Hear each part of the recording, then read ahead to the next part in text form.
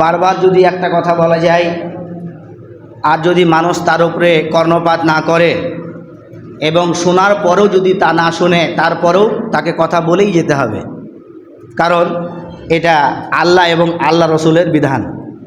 যেমন আমরা বিগত আমাদের বয়স যদি কাউরি 60 বছর থাকে, তাহলে 10 বছর যদি মাইনাস করে দেওয়া যায় তাহলে 50 বছর।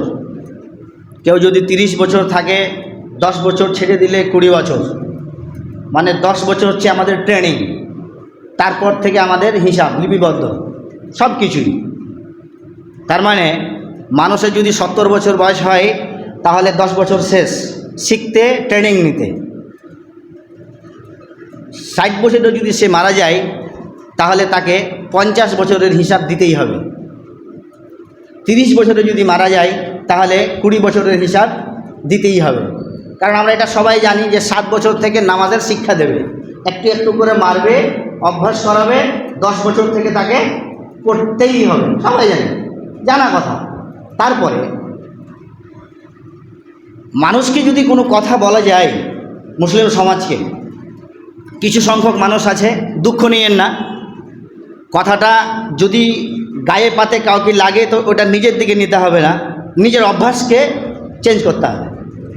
সেটা কি, যদি শরীয়তি কোনো কথা বলা যায় যে শরীয়তে আল্লাহ রসুল এই কথা বলছেন, মানুষ যদি এটা করে যে আমাদের পূর্বপুরুষ কিছু করে এসছে, তাহলে কিন্তু সেটা মানা যাবে না। পূর্বপুরুষ কিছু করে আসলে আমাদেরকে শরীয়তে সেই কাজ করতে হবে, এটা নয়। শরীয়তে কি বলছে সেটা করতে হবে। এই ব্যাপারে শরীয়তে কি বলছে আর পূর্বপুরুষ কি বলছে একটি সংক্ষিপ্ত বলে আমি আমার বক্তব্যের দিকে আসব। রাসূলুল্লাহ সাল্লাল্লাহু আলাইহি ওয়াসাল্লামের যুগে যখন রাসূল সাল্লাম জীবিত ছিলেন তখন মদ পান করা হতো। মদ তিনার জীবন অবস্থায় মদ পান করা হতো এবং তিনার জীবন অবস্থায় আবার মদ হারাম হয়ে গেল, মানে দুটোই। মানে কথাটা বুঝিয়েন, তারপর আমি আমার দিকে যাব। ব্যাপারটা মানুষ যদি এই জিনিসটা বুঝে নেয় তাহলে শরীয়তকে বুঝতে গিয়ে তার কোনো অসুবিধা হবে না। রাসূলুল্লাহ সাল্লাল্লাহু আলাইহি ওয়াসাল্লাম নবুয়তি পাওয়ার পরে তিনি জীবিত থাকা অবস্থায় মদ পান করা হতো, মদ হালাল ছিল, মানে পান করা হতো। আবার তিনি জীবিত থাকা অবস্থায় আবার মদ হারাম হয়ে গেল।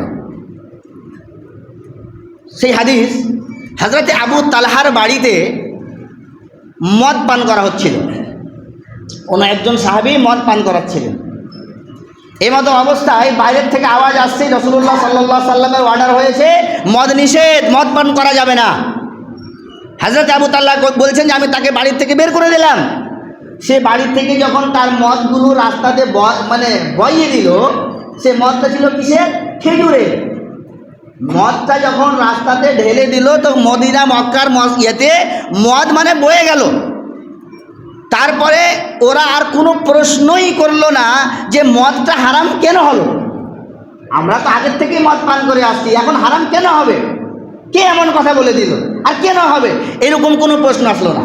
যখনই শোনা গেল যে মদ হারাম, মদ পান করা যাবে না, সবাই নিজের মদের হাঁড়িগুলোকে রাস্তাতে বইয়ে শেষ করে দিল। এখান থেকে আমাদেরকে বুঝে নিতে হবে একটাই কথা, যে আমাদের যদি শরীয়তি কোনো কথা আমাদের মাধ্যমে আসে, কোনো এক আলেম বলেন, আর যেটা হয়তো আমরা এর পূর্বে কোনোদিন করিনি, কোনো একটা ভুল কাজ করতে এসেছি, আমাদের কাছে এখন পৌঁছেছে, আমাদেরকে তৎক্ষণেই সেটা মাথা নত করে মেনে নিতে হবে। এই হাদিস দ্বারা তো এটাই বোঝা যায়। আর যদি এরকম হয় আগের ওলামারা কি করছিলেন, আগের আলেমেরা বলেছিলেন, তারা কি করেছেন, এটা প্রশ্ন আসে না। প্রশ্ন এটাই যে যখন কোনো সঠিক কথা আসবে কোনো আলেম দ্বারা, সেটাকে আপনি যাচাই করুন। আপনাকে আপনার গ্রামে, আপনাকে আপনার অঞ্চলে পছন্দ হয় না কোনো আলেমের কথা, সেই কথাটা আপনাকে খুব কড়া লাগছে, আলহামদুলিল্লাহ সুম্মা আলহামদুলিল্লাহ, একটা জিনিস শুনে খুশি হবেন, এমনকি মক্কা মদিনা থেকেও সময়তে বড় বড় আলেমরা বলেন যে ভারতের বুকে এমন এমন মুফাসসির, এমন এমন মুহাদ্দিস আছে যে এই ভারতবর্ষের ইলমকে তারা অগ্রাধিকার দেয়। তারা সেটাকে মেনে নেয়। কারণ এই ভারতবর্ষে অনেক বড় বড় আলেম আছেন। যদি আপনাকে আপনার এই ইমামের কথা আপনাকে পছন্দ না হয়, সেটা আপনি পৌঁছান, আরও আগের দিকে যান, সেখান থেকে জেনে নিন যেটা সঠিক সেটা মেনে নিতে হবে। ইনশাআল্লাহ আমরা সবাই যেটা সঠিক বিধান শরীয়তের আমরা সবাই মেনে নেব। যাই হোক, আমি আমার বক্তব্যের দিকে আসছি। কথা এত বেশি আছে কি বলবো মানে বুঝে পাচ্ছি না, এত বেশি আছে, কিন্তু আমাদের অভ্যাস যেটা পরিবর্তন হয় না।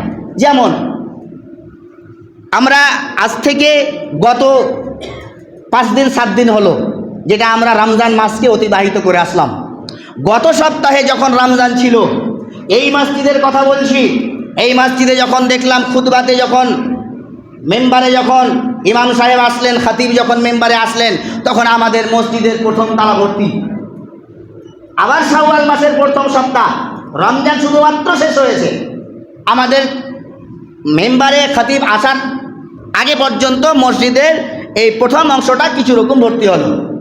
তাহলে আমরা তো লোকটি ওটি, যে লোকটি আমরা ছিলাম এখনও আছি, তাহলে আমাদের পরিবর্তন কেন না?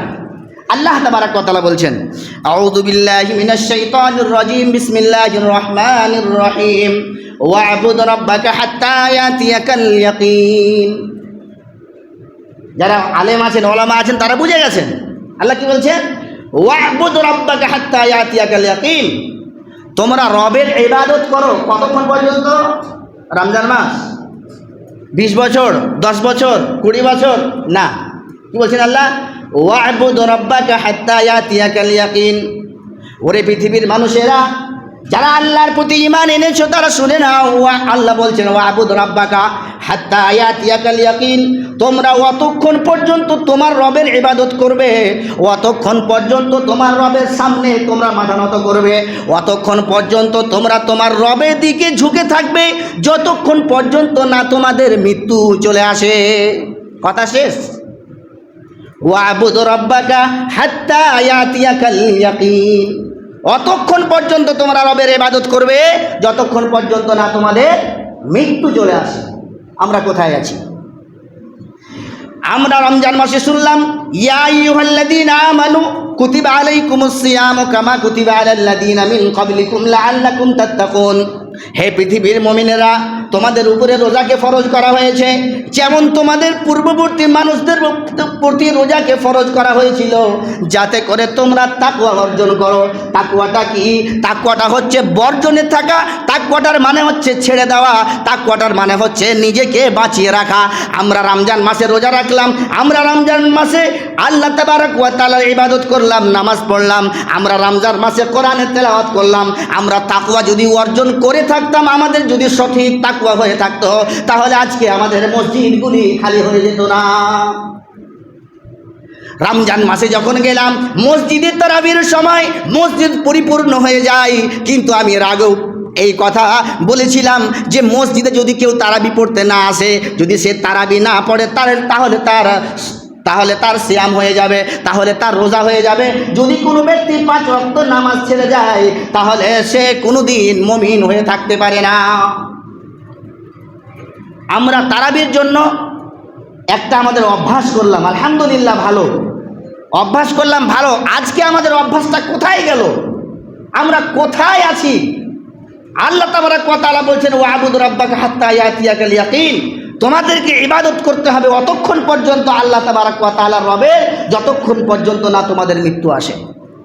আল্লাহ তাবারক ওয়া তাআলা অন্য আয়াতে বলছেন ওয়ালা তাকুনু কাল্লাতী নাকাদাত গজলাহা মিন বা'দি কুওয়াতিন আনকাসা।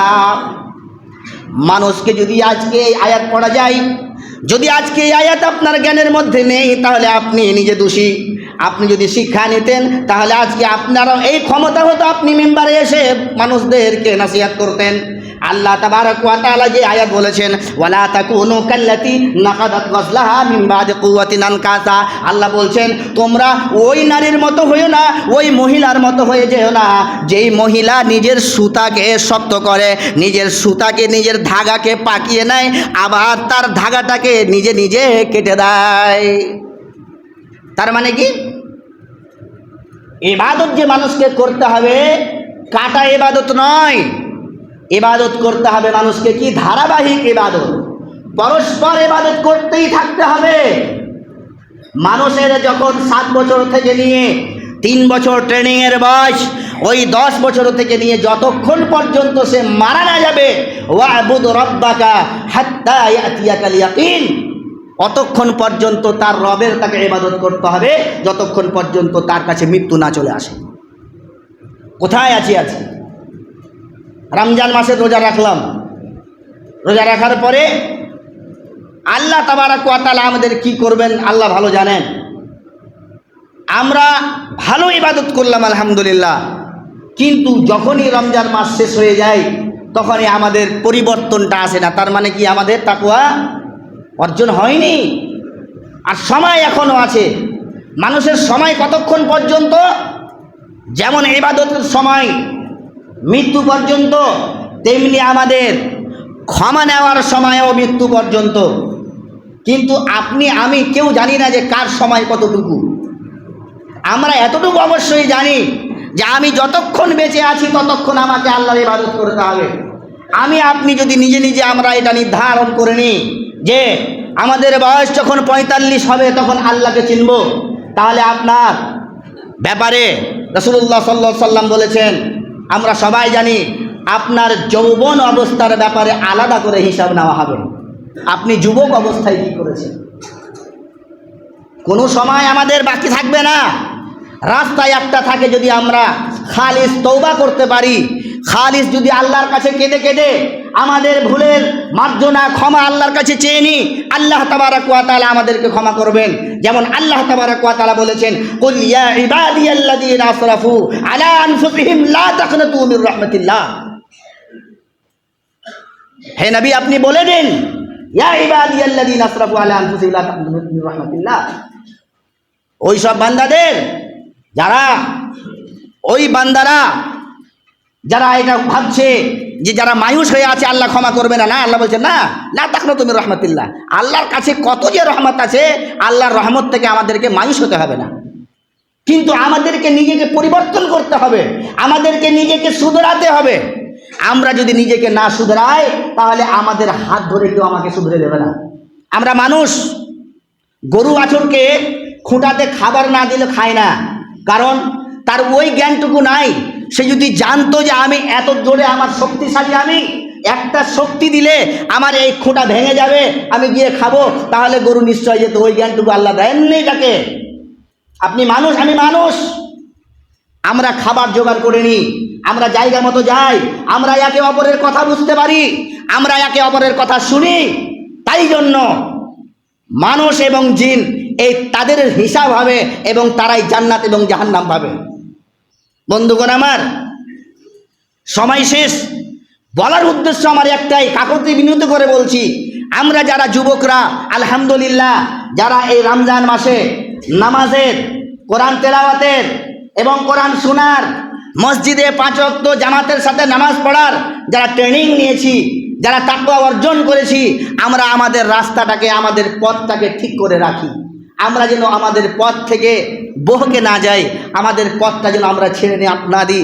শেষে আল্লাহর কাছে দোয়া করি, আল্লাহ তাবারক ওয়া তাআলা যেন আমাদের সবাইকে শোনার চাইতে বেশি আমল করার তৌফিক দান করেন। আমিন ওয়া আমিন বলা।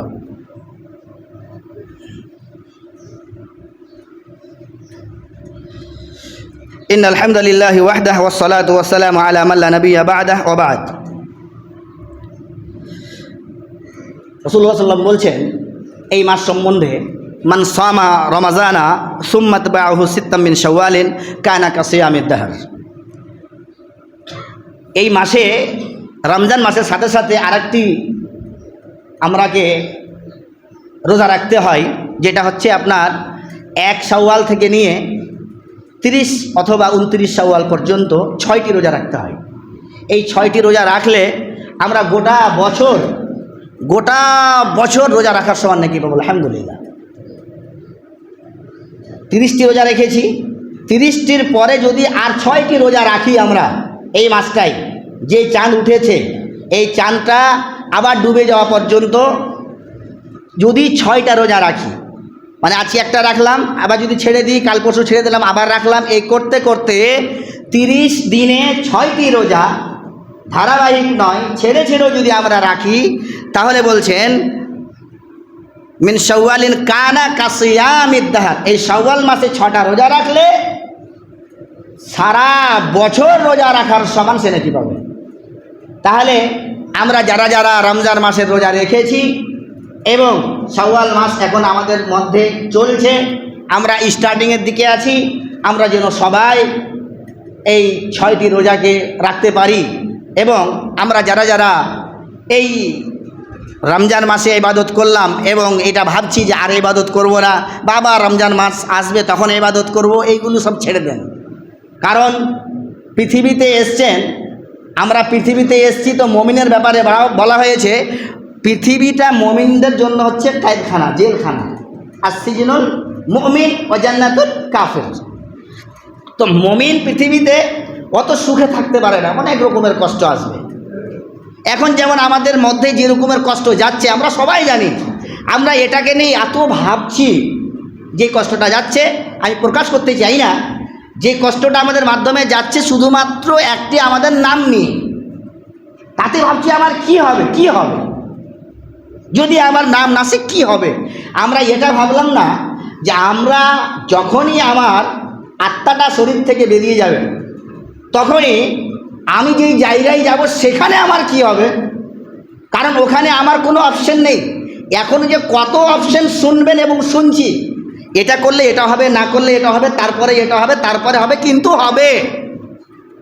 আর আল্লাহ তাবারক ওয়া তাআলা বলছেন যত পৃথিবীতে মানুষ এসছে যার ভিতরে জান আছে তাকে মৃত্যুর যে স্বাদ সেটা নিতে হবে, আর মৃত্যু নেওয়ার পরে তার দ্বিতীয়বার আর জীবন ফিরে আসবে না, এবং তার আল্লাহ তাবারক ওয়া তাআলার ইবাদত করার জন্য আর অন্য কোনো সময় সে পাবে না।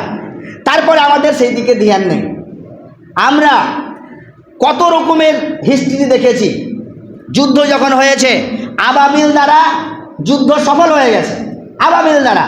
তো আল্লাহ তাবারক ওয়া তাআলা যদি আমাদের সাথে থাকেন বা আছেন তাহলে আমাদের ভয়ের কিছু নেই, আমাদের ভয় করতে হবে না। আমাদেরকে যেই জায়গায় ভয় করতে হবে সেই জায়গায় আমরা ভয় করছি না। সর্বপ্রথম সেটা হচ্ছে কি, আমরা যখন ইবাদত করতে লাগলাম, আমাদের যখন রমজান মাসে তাকওয়া অর্জন হলো, তাহলে তাকওয়া অর্জন করার পরে যদি আপনার চলার রাস্তা ঠিক না থাকে তাহলে ভেবে নিতে হবে আমাদের তাকওয়া অর্জন হয়নি। তো সর্বপ্রথম আমাদেরকে সেটাকে ঠিক করতে হবে। সময় আছে, আল্লাহর কাছে ক্ষমা চান, আল্লাহ ক্ষমা করবেন। আল্লাহর কাছে ক্ষমা চান, আল্লাহ ক্ষমা করবেন। এবং যারা আমরা মাথা আছি, যারা আমরা দায়িত্বে আছি, এই সবাইকে একটা কথা আমি কাকতি মিনতি করে বলবো, শরীয়তের কোনো কথা যদি আসে তাহলে আপনাকে আমাকে সবাইকে সেটাকে মাথা পেতে মেনে নিতে হবে। সেখানে কোনো রকমের আমার আপনার কলম চলবে না। আর যদি আমরা এর পূর্বে কোনো ভুল করে থাকি আল্লাহর কাছে ক্ষমা চাইব, আল্লাহ আমাদের সবাইকে ক্ষমা করবে।